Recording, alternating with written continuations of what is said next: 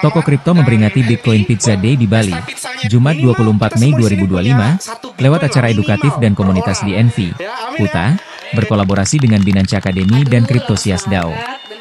Momen ini merayakan transaksi ikonik 10.000 Bitcoin untuk dua loyang pizza yang kini bernilai fantastis 18 triliun rupiah, sekaligus jadi sarana edukasi kripto bagi masyarakat.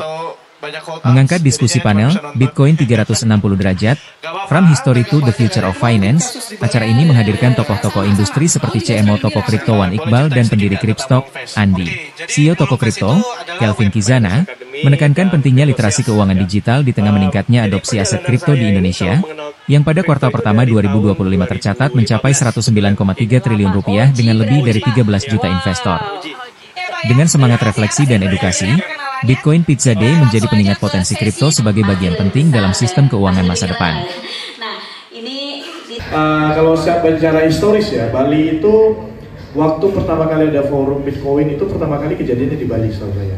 Jadi memang di Bali juga sering kali menjadi sebuah rumah bagi event-event besar di Indonesia untuk acara-acara mengenai kripto. Pertama ada CoinFest, ada Indonesia Bitcoin Conference, kemarin kemudian pembahasan yang masuk ke B20 yang jalan di Bali gitu ya. Jadi ya memang unik dan memang ada nilai historisnya juga untuk industri kripto. Tapi di luar itu, kita melihat komunitas Bali gitu ya, apalagi komunitas lokalnya, kita melihat ini peluang yang sangat besar bagi masyarakat lokal Bali juga untuk lebih memahami apa kripto, kemudian apalagi itu industri Web3 ya, karena memang Bali ini adalah pusat turismenya Indonesia gitu. Nah, sedangkan aset kripto ini adalah aset global. Jadi kalau digabungin itu kombinasi yang sangat-sangat enak gitu. Jadi ya ini yang kita pengen juga terus edukasi, terutama ke masyarakat lokal, karena target kita bukan bule-bule, jadi target kita masyarakat lokal. Makanya kita adain di pasar di Kuta. Kalau kita sering bikin event komunitas juga di pasar gitu, dengan tujuan itu tadi kita bisa merangkul teman-teman yang masyarakat Indonesia di sini yang ingin mengetahui ataupun lebih memahami tentang aset kripto, kurang lebih seperti itu. Terus yang keduanya soal tadi ya investasi bodong. Nah ini sebenarnya menjadi ini ya tantangan bukan cuma buat toko kripto tapi seluruh industri dan juga industri keuangan sebenarnya secara luas gitu, karena memang nggak pernah habis gitu ya, tiap tahun ada model baru, mati satu tumbuh 1000 gitu ya, apalagi sekarang ada fenomena judi online juga, makin tambah banyak tantangannya gitu.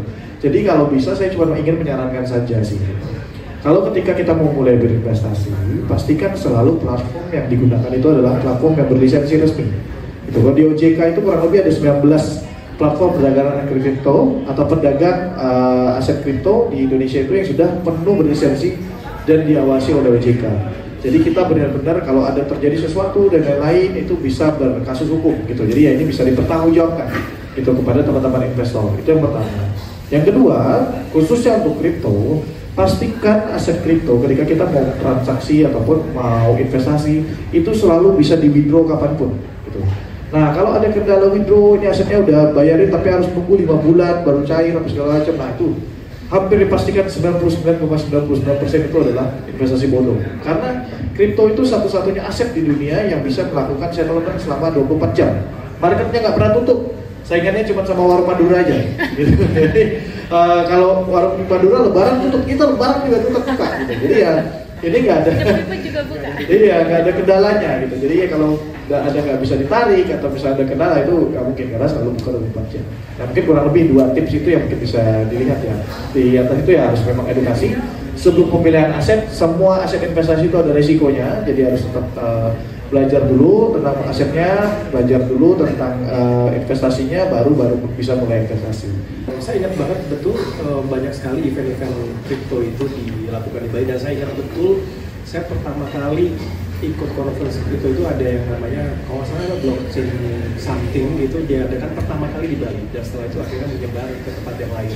Jadi memang udah semacam kayak mungkin hub teknologi ataupun apa ya, kripto sendiri juga cukup familiar dengan masyarakat di sini gitu ya. Kalaupun dulu pernah baca berita juga ada apa ya, transaksi yang terjadi prefill pakai kripto yang terjadi di Bali juga gitu loh. Jadi ini menggelitik sih ya, memang Bali ini pusatnya kayak central hub di situ.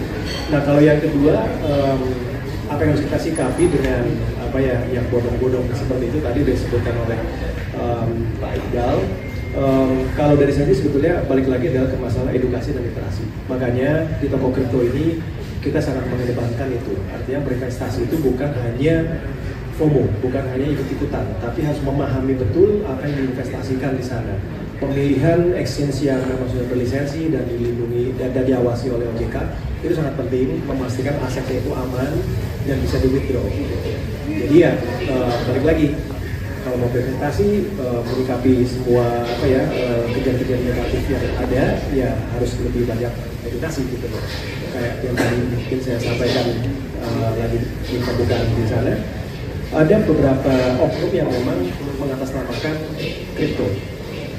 Ada investasi bagus, menjanjikan return yang sangat tinggi, mereka terbuai, dan karena sekarang trennya lagi kripto, mereka bawa narasi itu hasilnya pakai Bitcoin nih gitu, mereka ikutan, akhirnya nyangkut, nggak bisa keluar gitu. Ya, itulah makanya edukasi itu sangat penting sehingga mereka paham apa yang diinvestasikan di sana.